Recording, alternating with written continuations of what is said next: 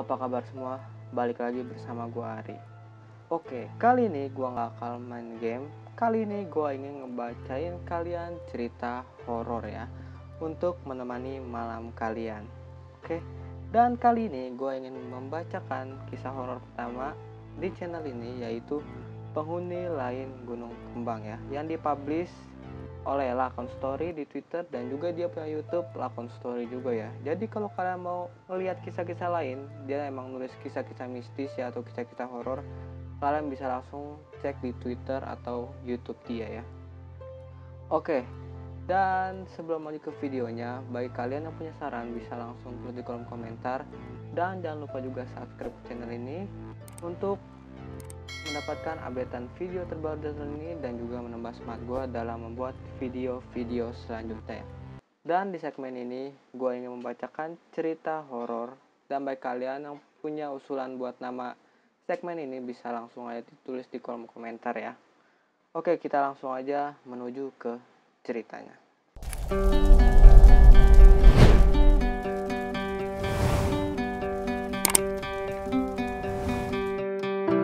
Penghuni Lain Gunung Kembang. Gunung Kembang merupakan salah satu gunung yang berada di Jawa Tengah. Memiliki ketinggian 2320 mdpl. Gunung Kembang sudah didaki sejak tahun 1993. Menurut beberapa warga, Gunung Kembang ini terkenal sangat mistis dengan segala kisahnya. Tetapi hal itu sama sekali tidak menjadi masalah bagi kami. Kami berangkat dengan bermodalkan niat baik hanya untuk menikmati keindahan Gunung Kembang yang memang menawarkan keindahan yang luar biasa. Saat itu rombongan kami beranggotakan 6 orang. Adit, Intan, Putri, Sela, Dani, dan Rifki. Semua nama dalam cerita ini adalah nama yang disamarkan. Waktu itu kami memang memulai pendakian pada sore hari, dikarenakan banyak pekerjaan yang harus kami selesaikan terlebih dahulu.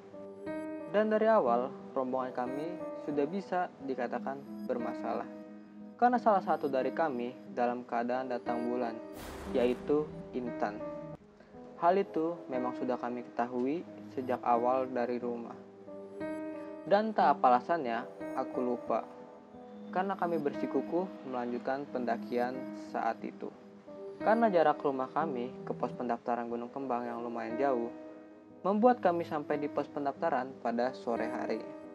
Setelah melengkapi logistik dan beristirahat sebentar minum kopi, kami pun melakukan registrasi dan memulai pendakian sekitar pukul 17.00. Di awal pendakian memang semua terlihat biasa saja, hingga akhirnya kami sampai pada pos peristirahatan yang biasa kita sebut dengan sebutan kandang celeng. Di situ aku pertama kalinya melihat sosok kakek berbadan kurus dengan memakai baju adat Jawa lengkap dengan belangkonnya. Beliau duduk tepat di belakang Intan. Hal itu memang sengaja tidak kusampaikan kepada teman-temanku, karena saat itu aku takut merusak suasana. Jadi waktu itu aku hanya memilih diam, mengingat akulah yang mengajak mereka semua untuk ikut dalam pendakian kali ini. Perjalanan pun kami lanjutkan. Karena dalam rombonganku, aku satu-satunya yang pernah mendaki gunung ini, jadi akulah yang memimpin perjalanan dengan berada di baris paling depan. Selama perjalanan, sesekali saya menoleh ke belakang, dan memang masih terlihat sosok kakek-kakek tersebut nampak mengikuti 10 langkah di belakang kami.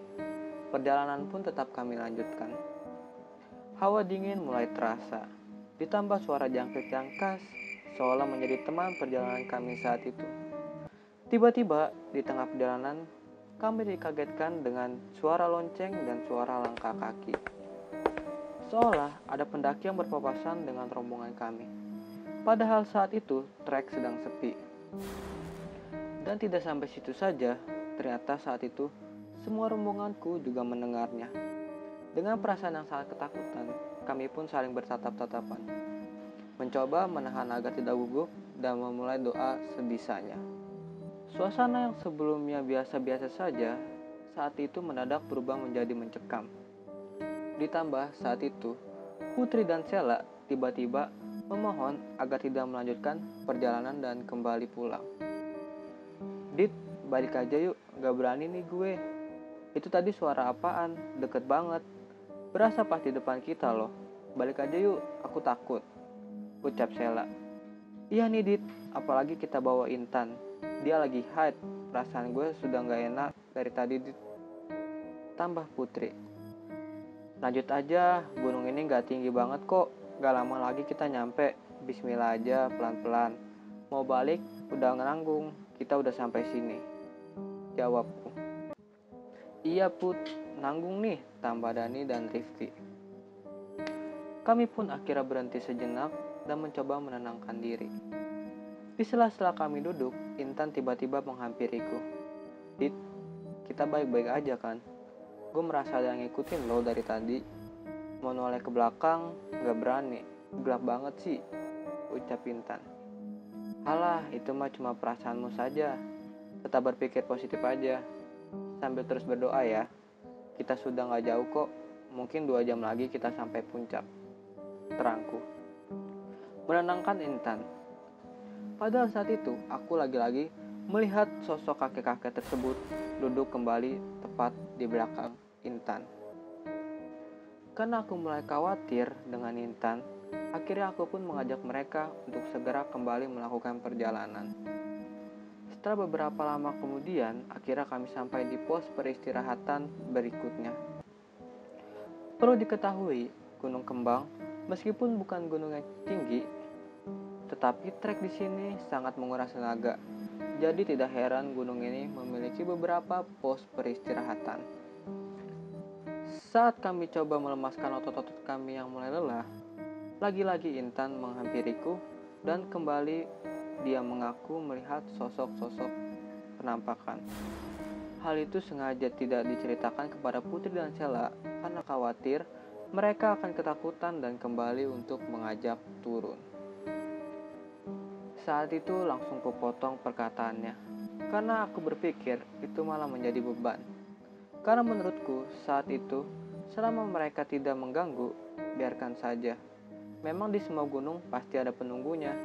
Orang namanya kita juga sedang bertamu, ucapku selama menenangkan Intan. Dan tidak sampai di situ. Tiba-tiba saat itu, angin berhembus sangat kencang, disertai suara burung gagak yang sangat nyaring, seolah mengusir kami dari pos peristirahatan tersebut. Kami sontak berteriak dan langsung berlari meninggalkan pos tersebut dengan penuh ketakutan. Karena saat itu, aku juga ketakutan. Tanpa kusadari, saat kita berlari dari tadi, kami telah belok ke arah yang salah. Memang sih, salah satu pos gunung ini terdapat beberapa simpangan jalan yang membingungkan pendaki. Tetapi saat itu, alhamdulillah kita diingatkan pendaki lain yang tiba-tiba meneriaki kami bahwa rute kami salah. Saya pun kaget, kok tiba-tiba ada pendaki lain? Akhirnya kami kembali dan berterima kasih kepada pendaki tersebut yang mengaku berlari ke arah kami karena mendengar teriakan dan mereka berpikir ada sesuatu yang terjadi. Dan ternyata kita melihat kalian ke arah yang salah, ucap pendaki tersebut. Setelah melakukan sedikit obrolan, kami pun melanjutkan perjalanan bersama-sama dan akhirnya sampai di puncak dengan selamat. Saat itu, kondisi puncak lumayan ramai. Hal itu membuat kami yang sebelumnya ketakutan menjadi tenang. Tetapi bagiku tidak, karena saat itu aku masih saja melihat sosok kakek-kakek yang dari tadi mengikuti kami dari bawah. Beliau kembali duduk dan memandangi semua aktivitas di tenda kami. Karena menurutku dia adalah makhluk halus, jadi aku tidak berani sama sekali mendekatinya. Aku hanya sesekali melihatnya dan kembali tidak menghiraukannya, agar rombonganku tetap tenang. Malam semakin larut, dan kami harus bergantian untuk menjaga tenda. Karena di gunung ini masih banyak babi hutan yang tidak segan-segan masuk ke tenda pendaki untuk mencuri makanan. Oleh karena itu, sudah menjadi pemandangan yang wajar jika hingga larut malam, kami masih mendengar suara pendaki lain yang bercengkrama. Saat itu, aku, Dani dan Rifki sepakat untuk gabung dengan tenda sebelah untuk bersilaturahmi dan menjaga mata agar tidak mengantuk. Dan setelah beberapa lama, kami pun dikejutkan dengan suara teriakan histeris dari dalam tenda kami yang ternyata itu adalah suara Intan. Intan yang awalnya aku kira dia berteriak karena diganggu babi hutan, ternyata tidak. Dia mengaku melihat ada sosok makhluk hitam yang bermata merah yang terbang mengelilingi tenda, seolah hendak memegang Intan saat itu. Aku pun sangat terkejut, ditambah melihat keadaan Intan yang sangat lemas. Pucat karena mungkin dia shock, drop, dan ditambah kelelahan. Membuat aku merasa semakin bersalah karena akulah yang bersikukuh untuk melanjutkan perjalanan ini. Sepanjang malam, aku pun putuskan untuk tidak tidur dan menjaga teman-temanku. Sembari sesekali memenangi ke arah kakek tersebut. Karena aku yakin kakek tersebut ada hubungannya dengan semua gangguan yang kami alami. Sehingga perjalanan kali ini menjadi tidak menyenangkan. Malam semakin larut. Tiba-tiba Rifki mengaku mencium bau bangkai yang sangat menyengat. "Dit, bau apa nih? Busuk banget," ucap Rifki. "Mungkin ada bangkai babi hutan di sekitar sini, Ki. Ayo kita cari," ucap Dani. Aku saat itu hanya diam. Karena aku tahu itu bukan bau bangkai babi hutan. Karena itu adalah bau busuk dari makhluk halus yang biasa kita kenal dengan genderuwo. Aku mengenal bau ini karena aku pernah mencium bau seperti ini di gunung lain dan menyumpai sosoknya, hitam, tinggi, dan berbulu lebat di sekujur tubuhnya. Jadi saat itu memang sengaja kubiarkan mereka untuk mondar-mandir mencari sumber bau yang tidak mungkin bakal mereka temukan, pikirku. Di sela-sela aku ditinggal Dani dan Rifki menelusuri sumber bau tersebut, tiba-tiba di atas tendaku seolah ada sosok burung yang sangat besar sedang terbang rendah mengelilingi tendaku. Itu terdengar dari suara kepakan sayap yang sangat jelas sesekali di telingaku. Ditambah hembusan angin yang kencang sampai menerpa pipiku. Ketika ku coba cari di langit dan di sekitar tenda, hewan tersebut tidak ada. Mungkin interaksi inilah yang membuat Intan saat itu menjerit histeris. Aku pun menduga itu bukan seekor burung atau hewan, melainkan makhluk halus yang coba ingin mengganggu Intan karena mencium bau darah haid. Selain itu, di saat yang sama, aku juga sudah tidak melihat sosok kakek entah kemana. Dia menghilang, aku juga tidak tahu.